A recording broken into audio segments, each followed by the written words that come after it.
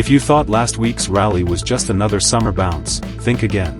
Wall Street is opening this week with something it hasn't had in a long time: serious momentum. Stock futures are already climbing before the opening bell.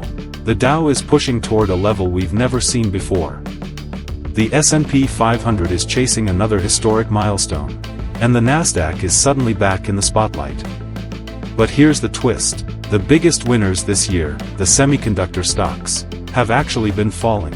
So if the AI boom is cooling down, why is the market still racing higher? That's the question every investor is asking this morning. After an incredible week on Wall Street, futures are extending those gains. Dow futures are in the green, the S&P 500 is moving higher, and Nasdaq futures are leading the charge as traders return from the Independence Day holiday. Last week alone, the Dow surged nearly 2%, bringing it within striking distance of the 53,000 mark for the very first time in history. The S&P 500 and Nasdaq also delivered strong weekly gains, showing that investors still have confidence in the broader market. But what makes this rally different is what's happening beneath the surface. For months, AI and chipmakers carried the entire market. Companies tied to semiconductors seemed unstoppable. Now, that story is changing. The VanEck Semiconductor ETF dropped more than 3% last week, marking its second straight weekly decline. Normally, that kind of weakness would drag the entire market lower. Instead, investors are simply moving their money somewhere else. Financial stocks are climbing. Healthcare is hitting fresh highs. Industrial companies are joining the rally.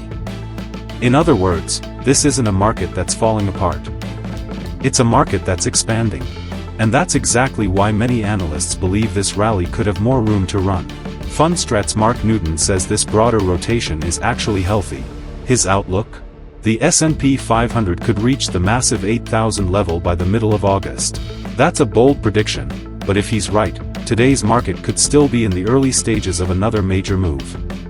Of course, this week isn't just about stock prices. All eyes now shift to the Federal Reserve.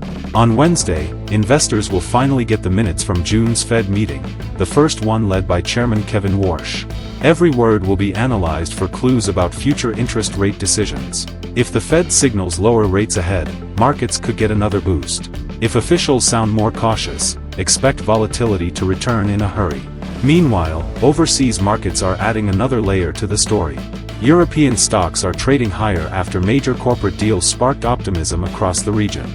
In Asia, markets delivered mixed results, while Japan's currency remains under pressure after recently sliding to its weakest level in roughly 4 decades against the US dollar. Currency moves like that don't just affect Japan. They can ripple through global markets and influence everything from corporate earnings to international investment flows. So here's the bottom line. Wall Street is entering a new week with record-breaking momentum. The rally is no longer depending on just a handful of AI stocks. Money is spreading across multiple sectors, creating a stronger and potentially more sustainable market. But the next chapter depends on one thing: what the Federal Reserve says this Wednesday. That announcement could determine whether this historic rally keeps charging higher, or finally takes a breather. So don't take your eyes off the market this week, because the next big move may be only one Fed headline away.